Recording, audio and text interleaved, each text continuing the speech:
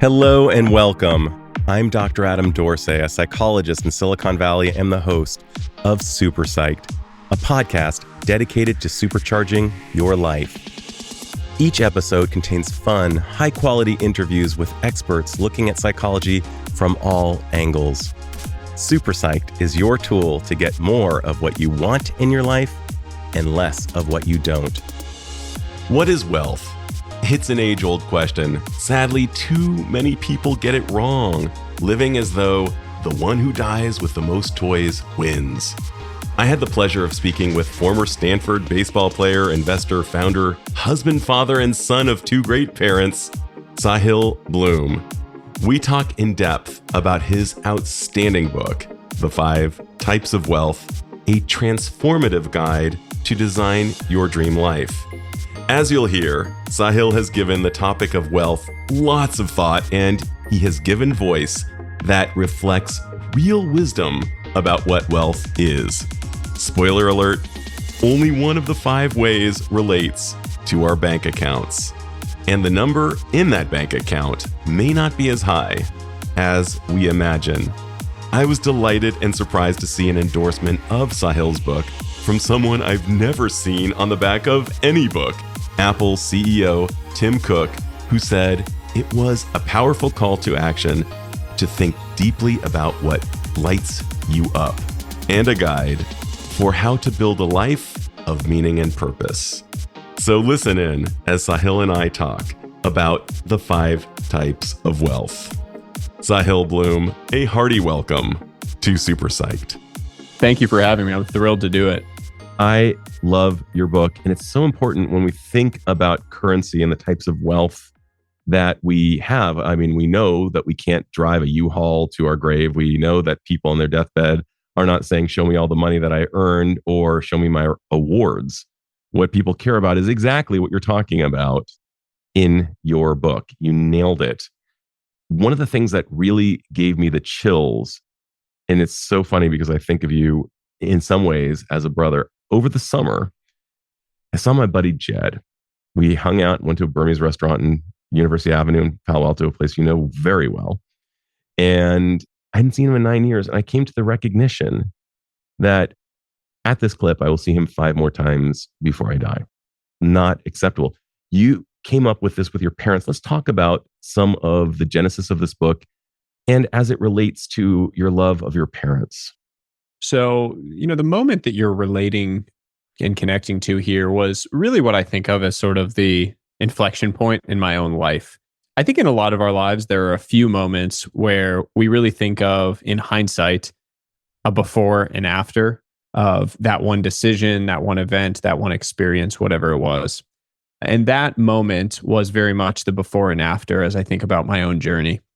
I had, for the preceding even 30 years, let's be completely honest, my entire life up till that point had been very focused and steadily marching towards this default definition of what I thought a successful life looked like. The default scoreboard of that life is money. It is the path that tells you that if you make enough, earn enough, have enough things, you will wake up one day and suddenly have arrived in that glorious land of success, stress-free living, and happiness that you've been told your whole life exists on the other side of that rainbow, wherever it might be, or at the top of that mountain. And I had climbed it with the deeply ingrained surety that it was true, that everything that I wanted in life was on the other side of some amount of money. And first it was $1 million, maybe then it was 2 million, whatever it was. We know that feeling of sort of the mirage. You get close to it and it just dissipates and goes a little bit further. And along that journey, I had achieved a lot of those things and started to lose a whole lot of other things along that path. My relationships, most importantly with my parents, had started to suffer. I was living 3,000 miles away from my parents at the time. With my sister, my relationship had sort of ground to a halt. My wife and I were experiencing real strain around struggling to conceive at the time. My physical and mental health were starting to suffer. I was drinking too much, 6-7 nights a week. I was stressed, wasn't sleeping great. All of these things I was kind of hiding from the world. And from the outside looking in, you would have said I was winning the game. Like I was getting promoted, I was making money, I was doing the things that you were indoctrinated to believe represents success. But internally, there was a lot that was going wrong. There were a lot of things that were suffering. And that brought me to this moment. May of 2021, I went out for a drink with this old friend and we sat down and he asked how I was doing. And I told him that it had started to get tough living so far away from my parents. They were starting to get older. They were starting to show their mortality. They were slowing down. And he asked how old they were. And I said mid 60s. And he asked how often I saw them. And I said maybe once a year. And he just looked at me and said, okay, so you're going to see your parents 15 more times before they die. And I just remember feeling like I'd been punched in the gut. The idea that the amount of time you have left with the people you love most in the world is so finite, so countable, that you can put it onto a few hands really shook me to the core. The next day, I went and told my wife that I thought we needed to make a change. And we had a candid conversation about what really mattered to us. And within 45 days of that drink, I had left my full-time role. We had sold our house in California and we had moved 3,000 miles to live closer to both sets of parents on the East Coast. And when I say that that moment was really the before and after in my life, it's very true because that sparked this journey that has led to this book, that's led to all of the things that I've been working on, the things that I've been doing, the things that I've been sharing with the world, that have all been based around this idea that the default scoreboard that you have measured yourself against is broken. At a minimum, it's incomplete. The idea that you can measure your life on the basis of the amount of money you have in your bank account or in your brokerage account is fundamentally flawed. Because while money isn't nothing, it simply can't be the only thing. It is a part of building a wealthy life, but it is not the entirety. And if you lose sight of these other things on that path, you will end up in the land of the rich yet miserable that we know all too well. Beautifully said. I love the title, The 5 Types of Wealth, because none of them actually really relate directly to one's bank account. They relate to the intangibles. And it's almost cliche that like money doesn't buy us happiness and blah, blah, blah, blah, blah. And you and I both know, and you mention it in your book, that after a certain economic level of getting your basic kind of, let's call it Maslow hierarchy of needs issues met, more money has diminishing returns and in fact eats up our lives. What are the 5 types of wealth from just a bird's eye view, just to tempt people to read this awesome book? The 5 types of wealth are time wealth, which is all about the freedom to choose how you spend your time, who you spend it with, where you spend it, how you trade it for other things. It's about an awareness of the finite, impermanent nature of your time, about time as your most precious asset. The second type is social wealth, which is all about your relationships. It's all about the people, the few deep connections that you have, and then the broader set of connections, the looser ones, to something bigger than yourself. The third type is mental wealth, all about purpose, about growth, about creating the space necessary in your life to think about and wrestle with the bigger unanswerable questions in your world, whether through religion, spirituality, meditation, solitude, whatever your preference. The fourth type is physical wealth, all about your health and vitality. It's about taking the controllable actions to fight against the natural decay and atrophy that your body will undergo over the course of your years. And then the fifth type is financial wealth, which is money. It is your net worth, but with the very specific caveat and focus on finding your definition of enough, what it means to have enough, with the recognition that your expectations are your single greatest financial liability. Because if your expectations grow faster than your assets, you will never feel wealthy. You will just be chasing whatever more the world is telling you should matter. And I love that you also cited one of my favorite books in there, The Psychology of Money, in which there's a story where 2 rich men meet, one of whom is still chasing his false idols and the other is satisfied. The one who's satisfied said, the difference between the two of us, I have enough and you never will. And my apologies for slightly misspeaking when I was talking about the fact that the idea that this was not based on one's financial, I go back and would prefer to just amend that by saying, yes, it's No, I think you're right. No, I think you're right. It's like the financial wealth section of my book is about money in some sense, but it is about money in a very specific way, which is all about building your financial wealth up to the point of where you are living your enough life. Totally. And the point is that when you are in that world, you need to start focusing on these other things. And if you do earn more money beyond that, it is going to be a byproduct of you building wealth in these other areas. When I think about the richest people in the world, people who have made astronomical amounts of money, most of them have done so not by focusing on actually making money. They've been really focused on being grounded in their purpose, mental wealth. They've really driven, Elon Musk has not made $1 trillion because he cares about making $1 trillion. He is trying to create an interplanetary species. He has a purpose that really matters to him that he's trying to focus on and build. And he has created a lot of value around companies as a result. And he has been rewarded with value in the form of money on the other side of it. And so the real point there is it is a nuanced perspective on the pursuit of financial wealth. Very, very focused on, yes, build financial wealth, focus on it during certain seasons of your life because it is important for living and for baseline needs and for continuing to be able to provide. But it is important as a tool. It is not a goal in and of itself. It is important as a tool, but not the goal. One of the things that I love about your book and about the way you think is, and I am in complete agreement, is that your book is not written on speculation. It's not written on what you think. It's written on evidence. And I was wondering, you take in a wealth of information, and yet you and I both know that we can't spend all day consuming. What are your favorite sources of streams of valuable information? I am a big believer in the Lindy effect. If you're not familiar with the idea of the Lindy effect, it's the idea that certain things have persisted through time and space, and there's a very good reason that they've persisted. It's because they have a level of durability. They functionally work. And so the things that last end up being things that they can be relied on for quality.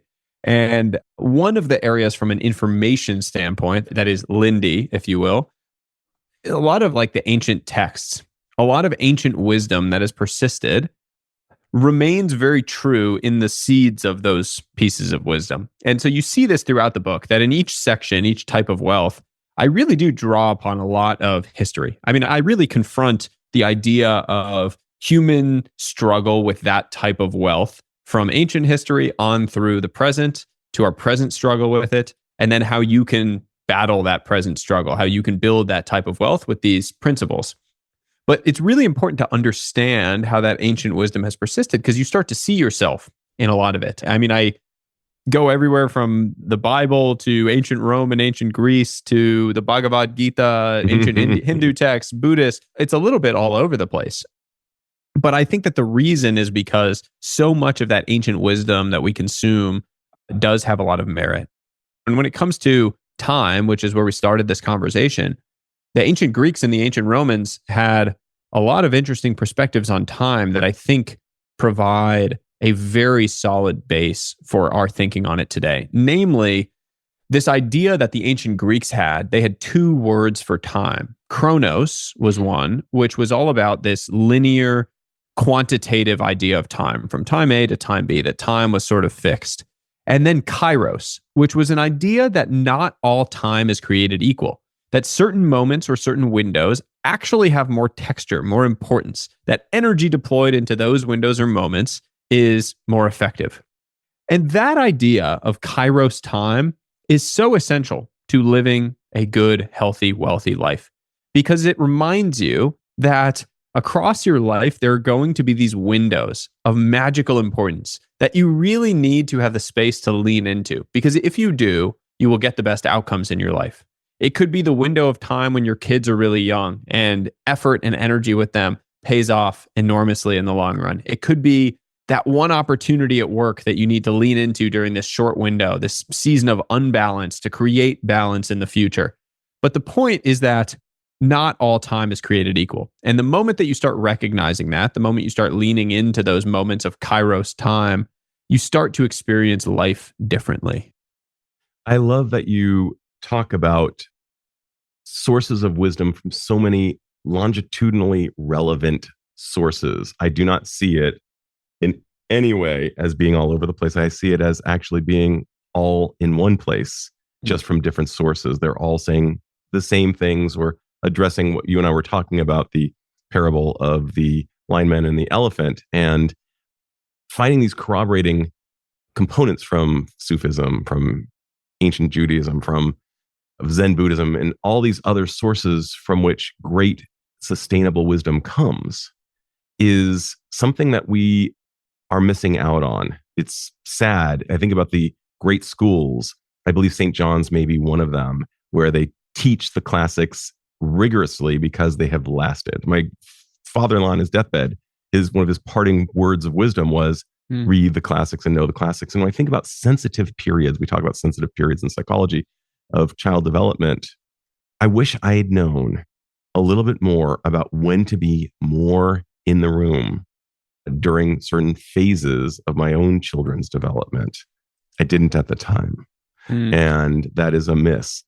I think that what you referred to is of these different sort of ancient pieces of wisdom, all sort of honing in on the same set of principles, is actually sort of a meta point that I try to get across in the book, which is the answers change, but the questions have always been the same. Absolutely. The questions are universal. And so when I thought about framing up the book, and one of the things I say at the very beginning is that the book does not have the answers for you. That's right. Because you already have the answers within you.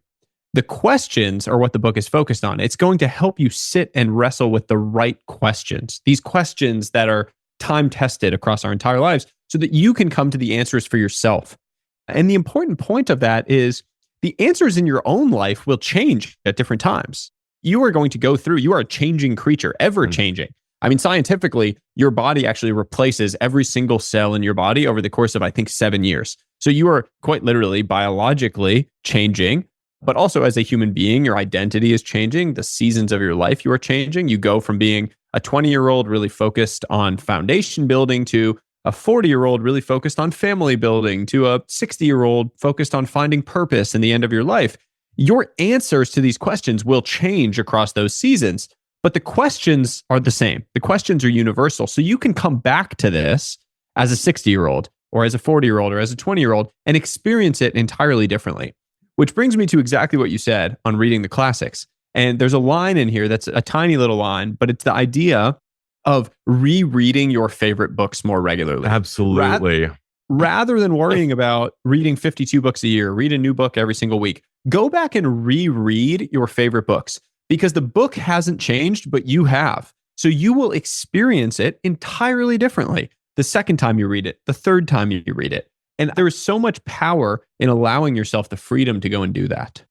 Would not agree more. The first time I heard the idea that questions mattered more than the answers, I thought it was pablum. I thought it was some type of new agey concept, except for the fact that it's old agey and it's the truth.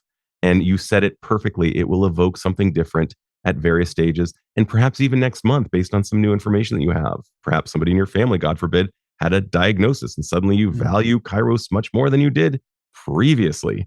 And I would say the same thing would hold true for movies. I rewatched the movie Memento with my son. Great movie. Great movie. And Christopher Nolan, he just knows how to mess with your mind in such beautiful ways.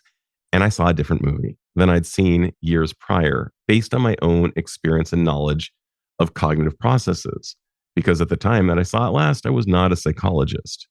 And at the time I saw it last, I wasn't watching it with my 16-year-old son, who had a lot of insight and stuff to throw my way as well. So I'm a big fan of rereading, rewatching, even re-listening, exhuming old music from Dusty Crypts and seeing, like, how does the stimulus affect me? So you and I are on the same page. I want to ask you about Kairos as it relates to your own life. What are some of the moments that have really slowed down and been most salient to you? If you could just name a couple just to really show what Kairos is as it relates to you. There's this section in the book where I share these charts. They're based on this data from the American Time Use Survey that breaks down the amount of time you spend with different people in your life over the course of your life. So as you get older, who are you spending time with? And it breaks it down across your family, kind of your parents and siblings, your coworkers, your friends, your partner, your children, and then by yourself.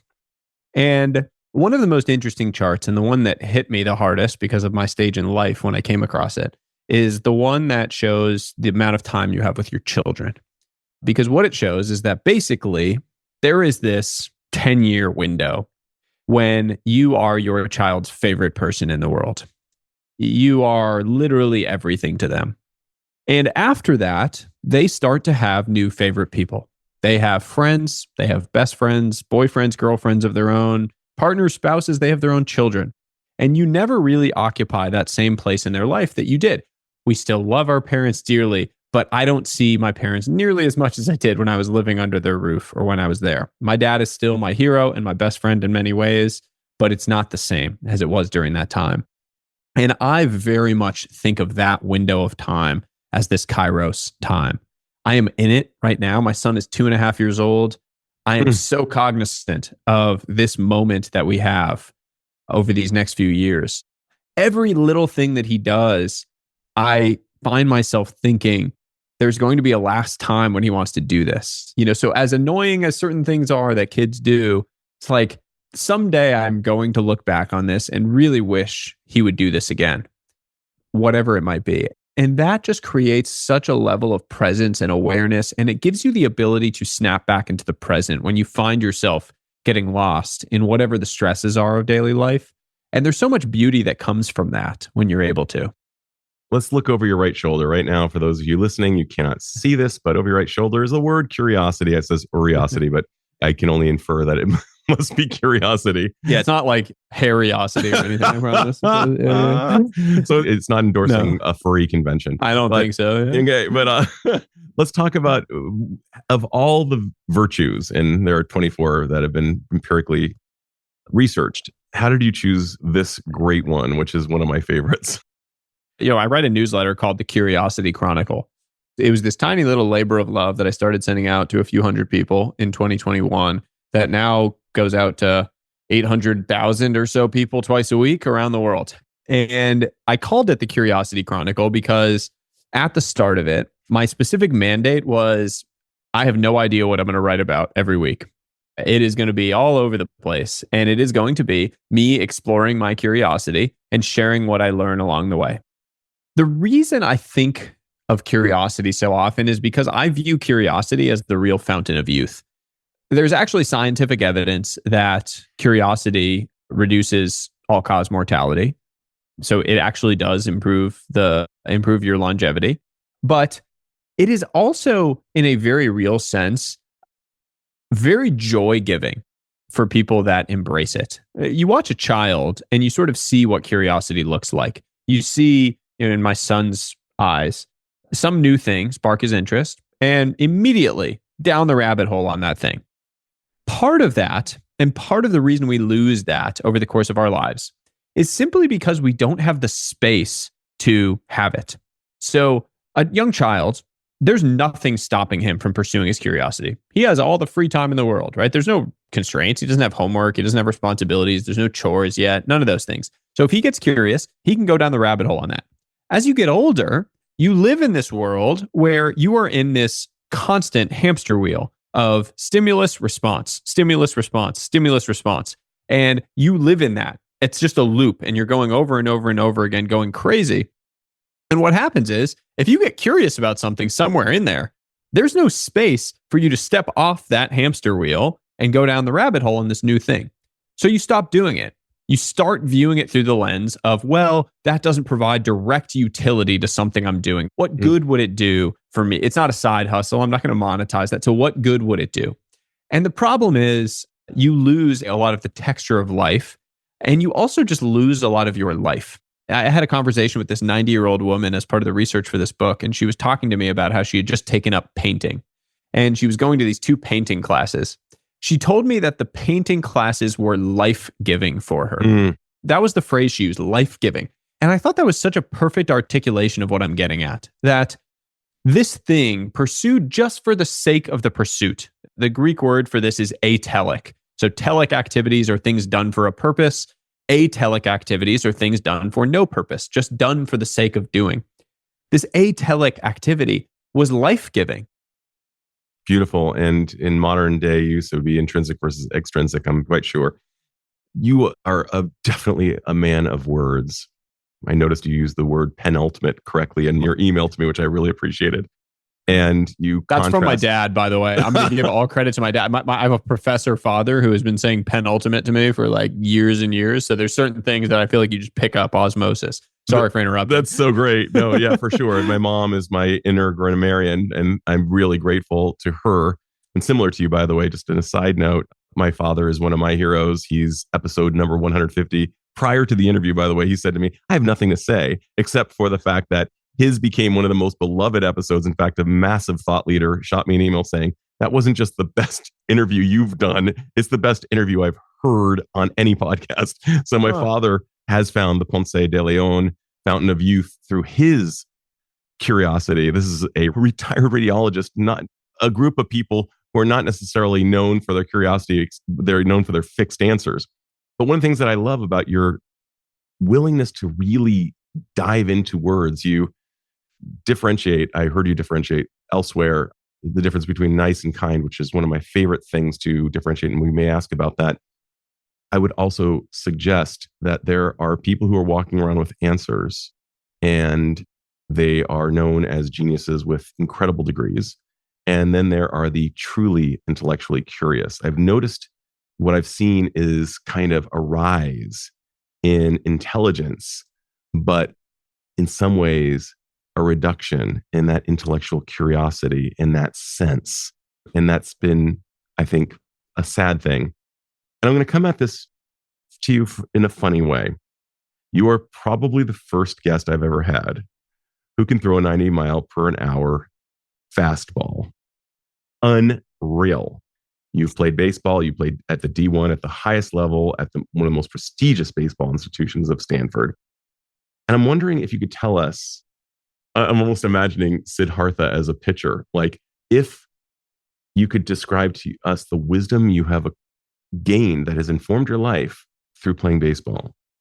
So much of who I am as a human being was forged on those days at the field and in the locker room. First and foremost, the ability to understand, appreciate, work with, be alongside people who come from extraordinarily different backgrounds, have completely different belief sets, are wired entirely different than you. That is team sports 101. If you cannot create a cohesive culture across people that are entirely different, you will never win a game. We really lack that in modern society. We all have a belief culturally that if I don't agree with you politically, we can't be friends.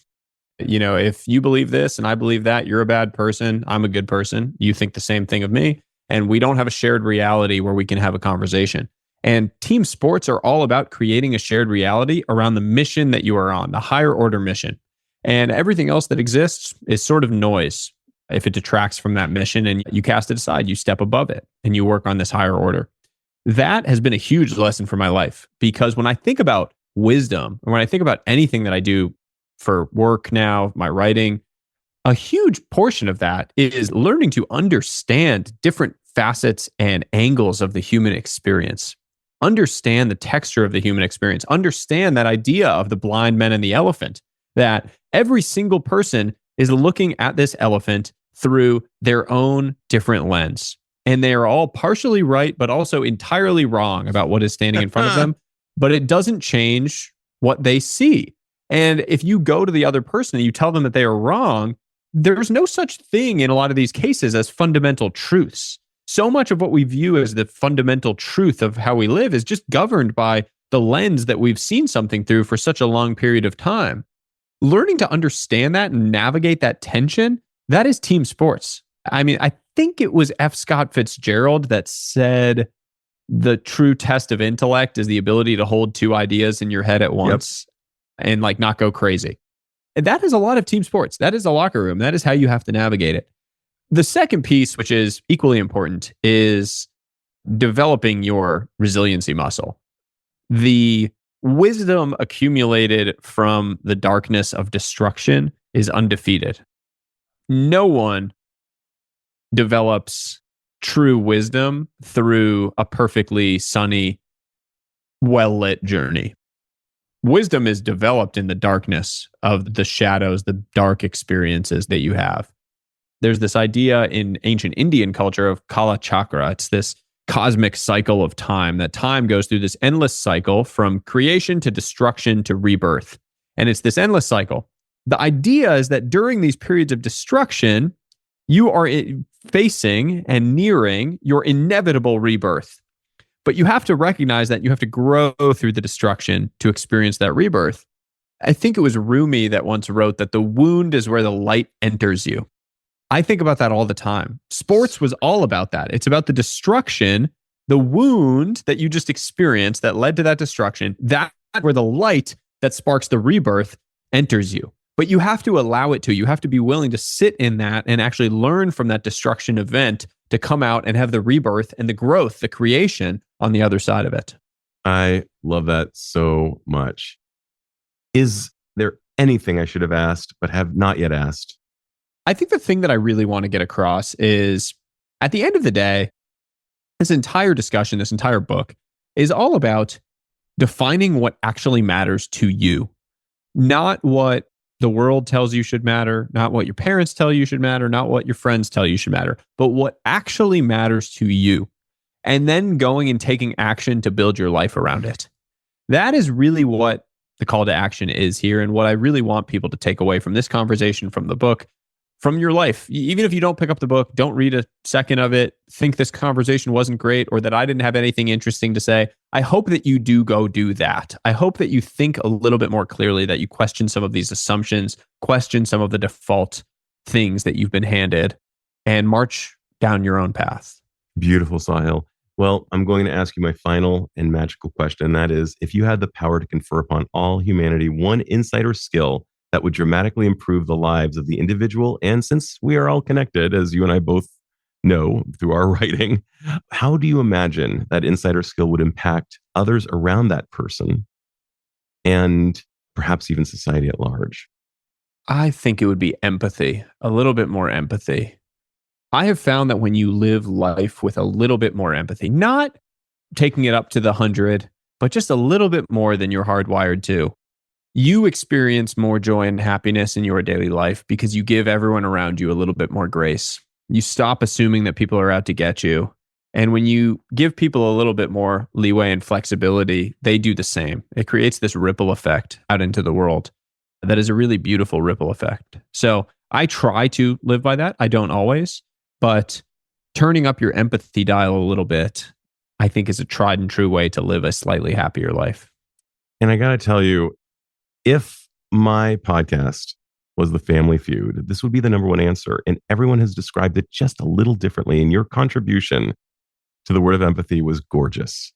Loved what you said. And I couldn't agree more. We were talking offline about a lot of the fear that is circulating and some of the outcomes that people worry about. And I think that one human capacity of empathy could be the thing that saves us. So I want to thank you for investing your one non-renewable resource of time into creating a book that I am positive will be of use to everyone who reads it. So thank you for investing that in that way, and loved meeting with you. I'm just so glad that we got to meet. I feel the exact same way. Thank you. And I'm looking forward to doing it in person soon. Right on. This is Dr. Adam Dorsay thanking you for listening to SuperPsyched. If you know anyone who might like it or who might benefit from listening, share it. And if you like the episode, please hit subscribe